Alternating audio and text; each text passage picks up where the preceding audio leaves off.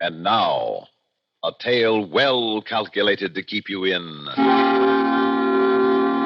suspense. Can the devil really take possession of the mind of man? Listen to Sold to Satan, starring Kermit Murdoch, and adapted especially for Suspense by Joseph Cochran from a short story by Jules Archer.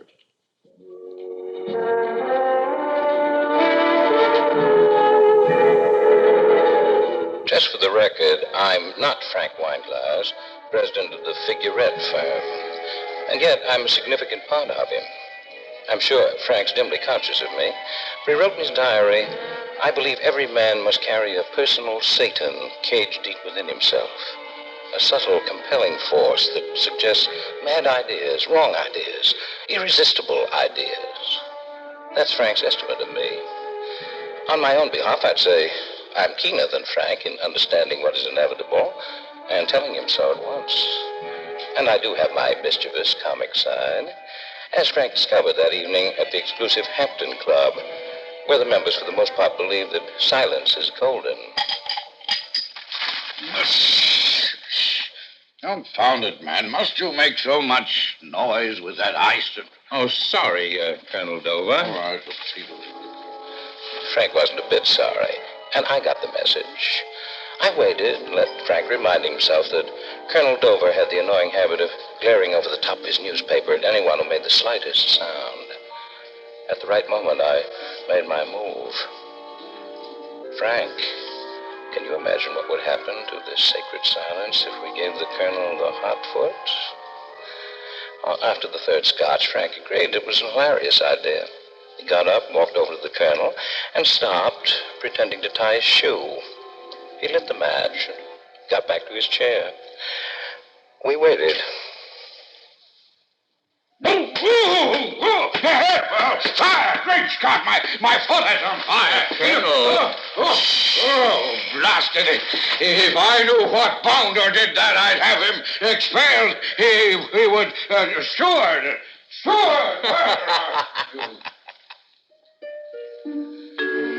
As I said, I grasped the inevitable, and what I suggested a few days later met with flat refusal, even to listen. But I knew he'd come round. Then, too, I had the lever to pry Frank away from his deepest fears and inhibitions and commit even murder. The lever was Diane Rodell, model for Figurette. She came into the office of Harry Feeney as Frank's partner one morning after they'd had a night on the town. Hello, honey boy. Oh, hello, Diane. Feeling low, honey boy. Don't call me that. Why, honey boy, last night you No, said I that mean you... around the office. Frank might hear you. Even if I nestle up close and whisper it like this. Honey boy. No matter what happened last night, these are business hours. That's why I'm here. Some other time, huh? I can't think. My head is... But my bill collector, he's such a nasty man. And when I say some other time, he says no, sister, right now or else. Harry, you don't want him to talk to me like that, now do you? Oh. Well, here's $200. And for the love of Mike, don't... Ah, thank you, honey boy. And from now on, this'll be my week's salary. What do you mean? Your salary's $100 a week. Oh, it was. Now it's 200. And I want a 10-year contract. What? Now, see here, Diane, you can't put the bite on me. No, I absolutely no. Don't get impulsive, honey boy, or I'll show these photographs to Mrs. Feeney. Diane, this is blackmail. Oh, no, honey boy, you know I'm the best model Figurette ever had. I'm worth $200. Yeah, sure. I know you're a good model, the best. But there's Frank. He's my You partner. also have a partnership with Mrs. Feeney. Now, what's she going to say about these photographs? All right. Give me the photos. Say nothing about this, and I'll adjust your salary. We'll call it a cost of living increase. And because you're so valuable to the firm, that is, you'll be sewed up with a long-term contract. How's that? Why, honey boy, that's what I came to ask.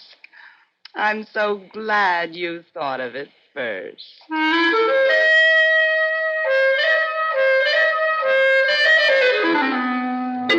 Harry, are you bats? $200 a week. And a 10-year contract. But why? Has she got something on you? Take a look at these photos. She hinted that Agnes might like to see them. No doubt she would. Well, it's your funeral. And then it's all right? We give her the 200? You pay the extra 100. Firm isn't paying for your night clubbing with Diane, with pictures. All right, Frank. Don't get mad now. Did you get the negatives? Well, no. You see, Diane's got them in a vault. She says they're her contract insurance. Harry, you're a fool. We didn't need your wife's money to expand the firm. I'd call the police, have her arrested for extortion.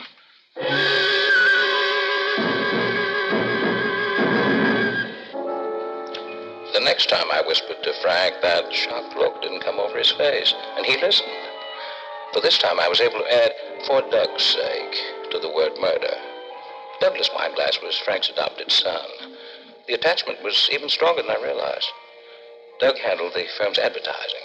He was a shy boy, 24, who walked with a limp caused by a knee infection when he was a child. This morning he limped into Frank's office, and he was bustling with suppressed excitement. Dad, I've got to talk to you. Oh, come in, Doug, come in. Looks as if you had something on your mind. Dad, you're going to become a father-in-law. Son. Oh, that's fine. Really it is. Why, being a father-in-law is pretty close to being a grandfather. Now, who's going to make an honest man of you? She's the girl who makes millions of women buy figurette undergarments. Do you mean Diane Rodell? Dad, I didn't expect that tone from you, just because she's a model. Doug, isn't it possible you've let yourself be carried away? I know how it is, a beautiful girl like Diane. Now, don't say anything against her, Dad. She's the sweetest, most sincere, and modest girl I've ever known. I love her, and we're going to be married. Doug, think this over. For a lot of reasons. Give me one. Just one. Well, all right. Ask yourself why Diane, with her looks and her glamour, wants to marry a kid like you who's lame in one leg. I've heard enough, Dad. Nothing you can say will interest me. Not after that. Oh, Doug, come back. I didn't mean it.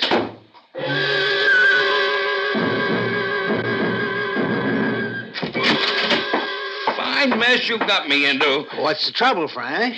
Doug just told me he's going to marry Diane.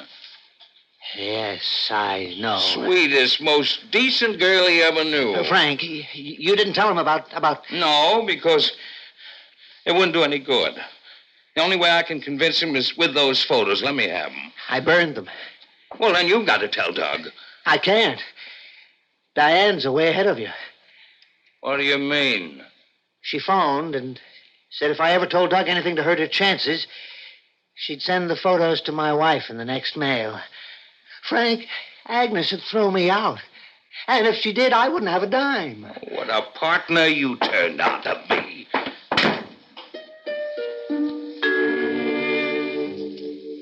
Frank fought off my suggestion to murder Diane. He told himself he could buy her off. He called Diane and arranged to see her that night. Well, I didn't argue. I knew he had to try everything before the inevitable solution. So nice of you to call, Mr. Wineglass. Do sit down. You know why I'm here, so let's skip the preliminaries. Get down to the price. What's your half of figurette worth? $60,000. Let's not play foxy with each other. My source of information tells me it's worth $150,000. The same for Harry Feeney. Except his wife owns his shares. Knowing you can't shake her down, you think you'll get it through Doug. Oh, l'amour, l'amour. I just can't resist Doug. And vice versa. A grand passion like ours is worth $150,000. Well, good night, Daddy. My boy thinks you're the most decent girl in the world. How perfectly darling of him. You wouldn't ever tell him anything different. Now, would you, Mr. Wineglass?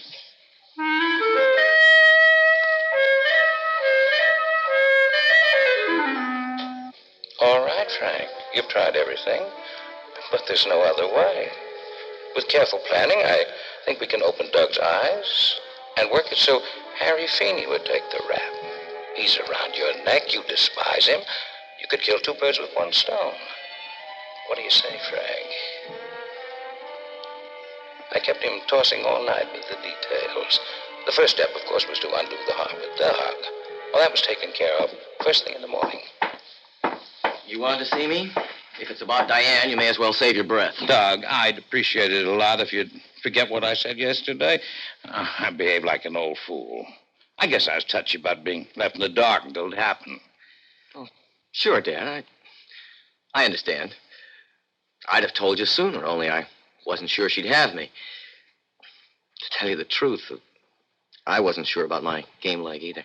Well, I'm glad she didn't let that stand in the way. She's a wonderful girl. Now, do you think Diane could bear up if I sent you on a business trip? Where do I go, and when'll I be back? Oh, you'd leave in the morning for the National Convention of Garment Workers in San Francisco. You'd be gone about 10 days. Well, say, why don't you plan to take the 20th century tomorrow and show Diane the town tonight?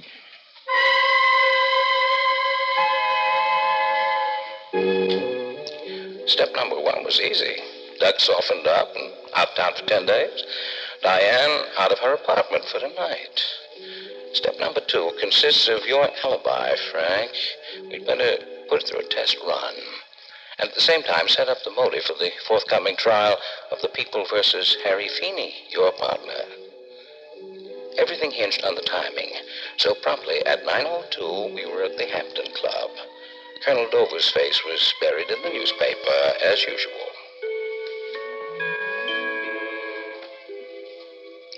At 9:15, he had turned page 1.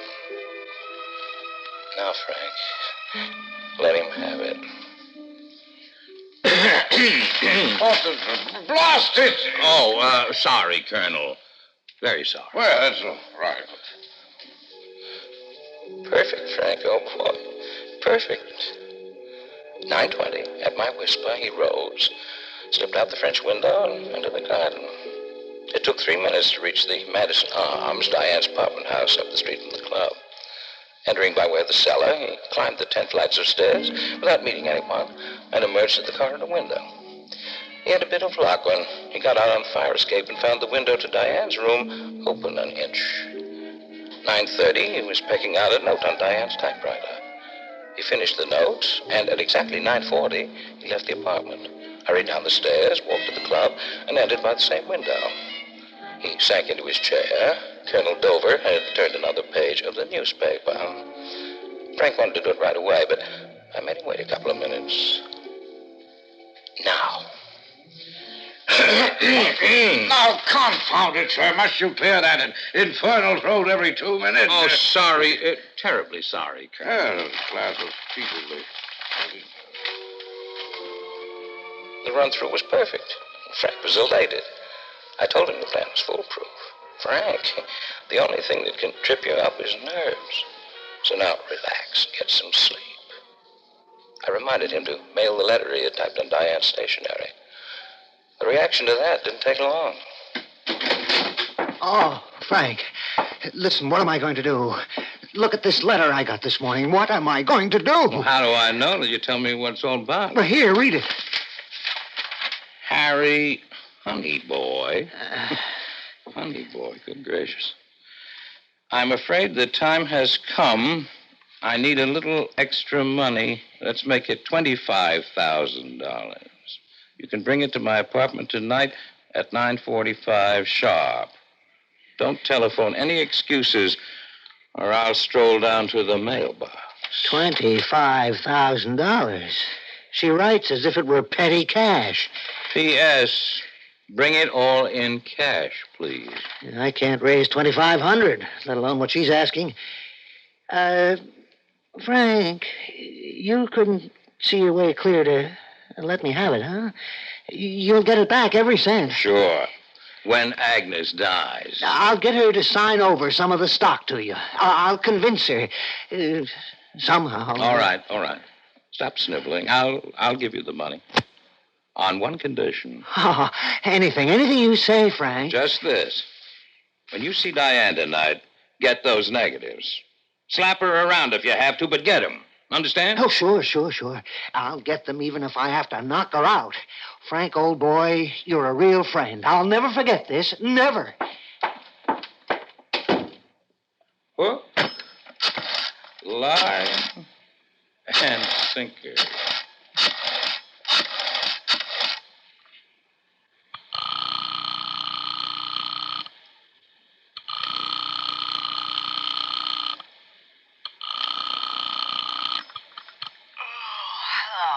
Hello, Diane. Frank Wineglass. Well, do you have to get a girl out of bed so early in the morning? I'm calling for Harry. He's got to see you tonight about those negatives. You can tell him. Now, wait, Diane. He's prepared to pay for them. Oh. You can write your own ticket. Well, that sounds interesting. Where's he getting the money? Well, I'm letting him have some. Oh? And he made a killing at the track. What time is he coming?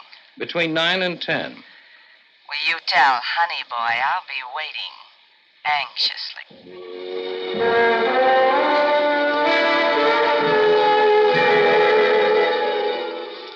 Frank was on edge, so I made him wait in the club a full 5 minutes more. He felt his pocket for the murder weapon, one of Harry's scarves taken from the office hall tree. According to schedule, it would be wrapped around Diane's beautiful neck at 9:37. Frank slipped out by way of the French window and made his way to Diane's apartment. No need to climb the steps this time. She was anxiously waiting for her honey boy. Come right on. Oh, it's you. I thought Harry was coming. Well, you know how Agnes is. He couldn't get away. So he sent me with the money. How much? He told me I could name the price. Have you got it with you? If you have the negatives. I've got them. You see them when I get the money. How much? 150 grand. That's what I figured it'd be. It'll break Harry, but that's his funeral. Sure you want to count it, but you'll find it's all there. 100, two. Oh, you big bum. There's nothing but blank paper here.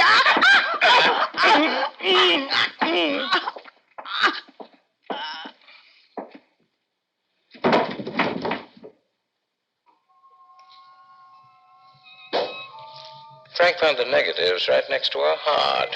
He burned half of them, leaving enough to show who it was, picked up the fake money, made his way back to the club just as the colonel was turning the second page of the newspaper. Frank slipped into his chair and calmly waited for my signal.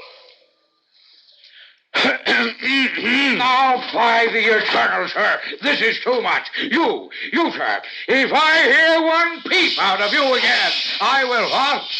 Oh, yes, I'm sorry. I beg your pardon. One peep, sir, and I will complain to the steward, sir, and demand your expulsion. I'm dreadfully sorry, Colonel. I promise you it won't happen again, sir. Yes, well, see that it doesn't, sir. Oh, by the way, Colonel. Oh, what now? May I ask a favor? My watch reads 9:20. It stopped. When I entered the club, it was 9:15. Well, it is exactly 9:52. Now, sir, may I go back to my paper? Thank you. 9:52. Only 3 minutes off schedule. We allowed a 5-minute margin for error. Not bad. Diane dead, Doug in San Francisco, and to make it perfect, Harry has promptly let himself in by the door that you left unlocked. He'll reel back and leave his fingerprints all over the place. He'll rush out without noticing the burnt negatives of the scarf, and he'll be frantic until he finds you. Mr. Wineglass, telephone call for you. I'll plug it in. Oh, well, thank you. Hello? Frank, I've been trying to get you all evening. I'm in an awful mess. You've got to help me. Oh, what's the matter? Didn't the meeting with Diane work out? Didn't you get the negatives? Well, that's just it. I haven't been able to get away from Agnes. What? When I was finally able to sneak out to call Diane and tell her I was stuck, she didn't answer. Frank, get to her, find her, and explain. Tell her I'll get there, but it'll be after midnight.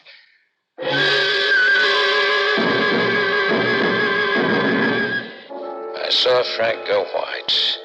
If Harry was home until after midnight, they couldn't pin the murder on him. I called on Frank to be calm, reminded him that if they couldn't pin it on Harry, they couldn't pin it on him either. Besides, the main purpose had been accomplished. Diane wouldn't marry Doug. I told him to go home, get some sleep. Early in the morning, he was wakened by the doorbell ringing. And when he opened the door, he saw an officer. Sorry to disturb you, Mr. Wineglass, but they want to see you at the station. Oh, what's the trouble? Diane Rodell, a model in your employ, has been murdered. Diane? Oh, I see. They want me to give any information I can. Do they suspect anyone?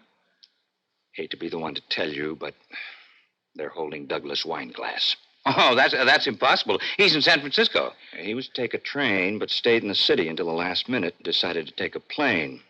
He phoned the police from her apartment. We found him holding some burnt negatives. He didn't deny the murder. He just kept saying he didn't want to live any longer. Get me down to the station as fast as you can. Well, I'll clear this up in no time. All right, the car's waiting. I whispered, Frank, don't be a fool. The boy doesn't mean that much to you. He didn't even hear me. Maybe I didn't know the real Frank Wineglass after all. Maybe Frank was willing to pay with his life just to prove me wrong for once. So long, Frank. I won't be taking this trip with you. You double-crossed me at the last.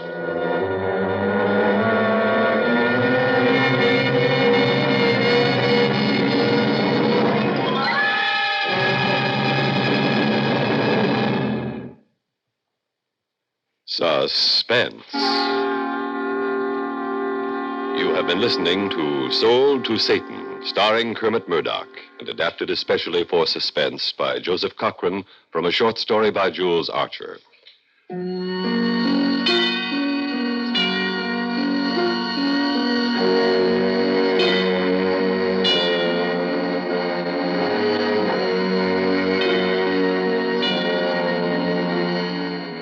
Suspense is produced and directed by Bruno Zerato, Jr., musical supervision by Ethel Huber.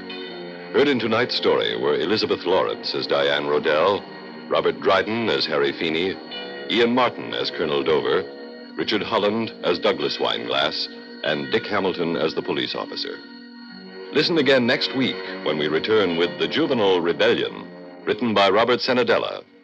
Another tale well calculated to keep you in suspense. CBS newsmen everywhere report in depth and detail on this station of the CBS Radio Network.